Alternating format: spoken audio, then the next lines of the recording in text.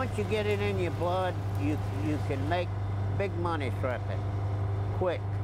It's the only thing in the world that I know of that you can work twice as hard and make twice as much. I get to see my father every day, and my brother, and my wife, and my daughter. We work here together, and that's great. I mean, how could it be any better than to be with your family and make a living at the same time?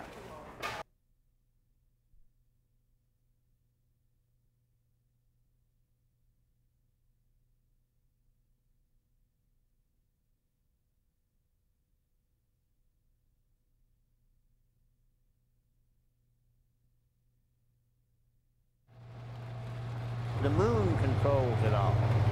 The moon controls the tides. The tides causes the shrimp to feed or to go to the bottom, and when they get on the bottom, that's when we catch them. Always with a full moon in this area, you catch more shrimp. About 3 or 4 days on the moon. The moon when it gets full, the night of the full moon, about 3 or 4 days after. You never see a fisherman tied at the dock on a full moon if he's a good fisherman.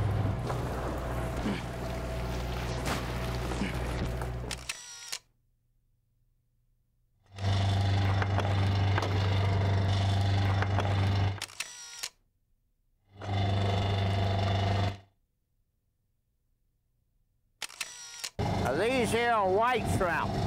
They're bigger, they're counting about 16 to 20 to the pound. I guess you would say this is an above average catch of fish, you know, as far as fish that we can't keep.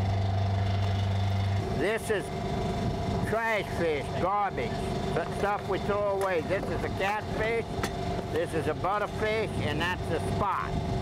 And you catch all types. This here is a squid. You see, we catch anything that's down there.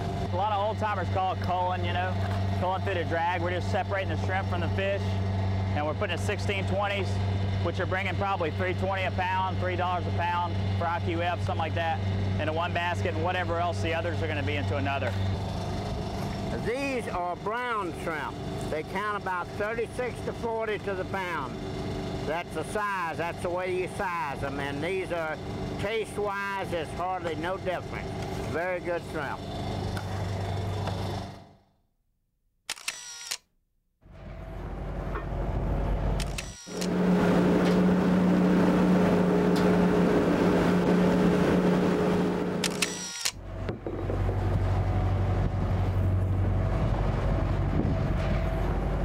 This is a Pamela Ann. That's my daughter-in-law's name. And she's a boat that was built in Alabama. This boat here, at this moment, we're pulling 2 nets plus a tri-net. A tri-net is the net, you pull it every 20 or 30 minutes. You count the shrimp that's in it so you can tell how many the big nets are catching. These nets is about 50 feet. They open, the mouth of them is 50 feet. It covers 50 feet of the bottom. Goes along the bottom. And anything that's down there, a log or whatever it may be, or something that was lost overboard, you can hook it and tear the net up, run it. And it has what they call a foot line and a cork line. The foot line stays on the bottom, the cork line floats up, so it's a big opening with the boards holding it open, and anything gets in front of it, it catches. Well, normally we drag 3.5 hours, 3.5 hours is a normal drag during the night, and we usually, it just depends. We're catching a lot of fish or something like that, we'll shorten it up, we catch a lot of jelly, whatever the case may be, you know. Sometimes we're working a place that's got a lot of bottom obstructions, like crab traps or trees or whatever. You don't want to drag too long in those instances. But normally we'll drag 3 hours and one of us will take a nap the second part of the night.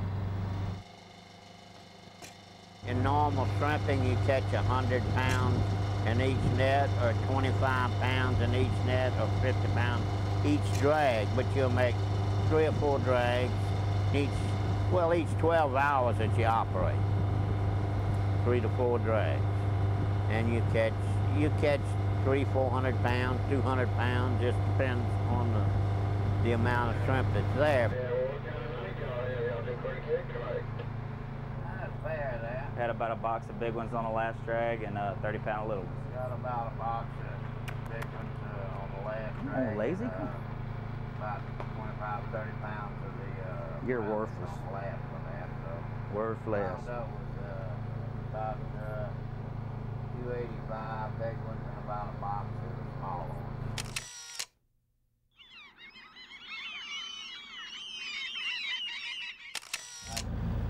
Instead of staying in, I'd go out.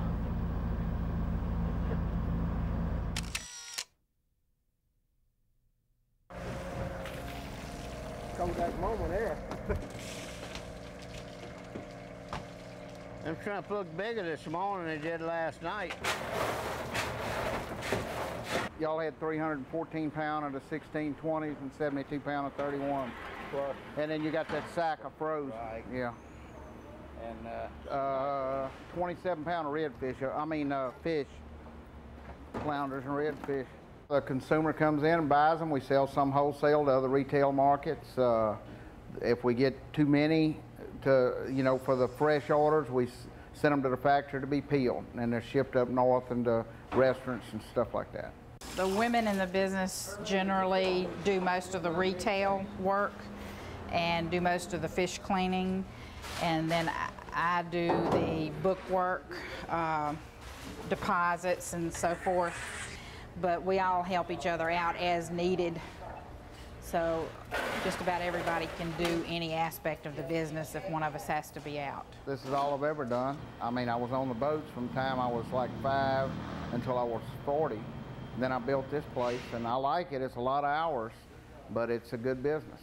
And I like getting fresh seafood to the people.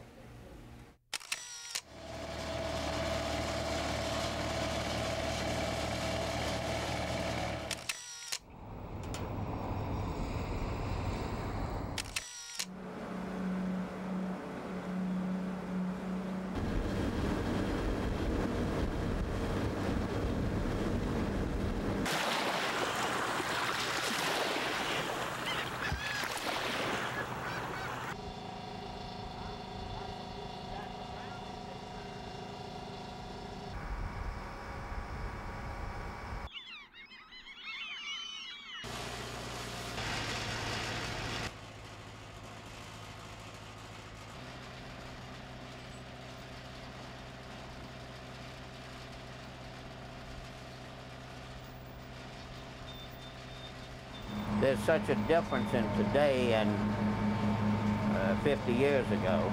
All we had was a compass and a clock and a hand line meter to see how deep it is. You can take a man and he can become a fisherman in 4 or 5 years now, but it took many years to do it years ago.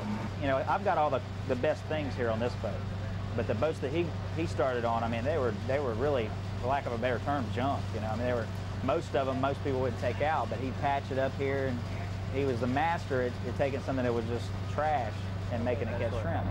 That's something that I never really have had to deal with, because coming up, he gave us a little bit better opportunities. And now, I've got a computer on the boat, best radar, and best everything. Fuel capacity of these boats is enough to go 15 or 20 days. The ones that are running the boats are gone a lot. You're going away from your family. That's the biggest challenge at this, is the time that you put in away from people you care about, away from life that goes on while you're out.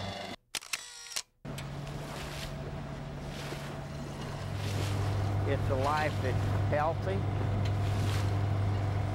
It's an honest life.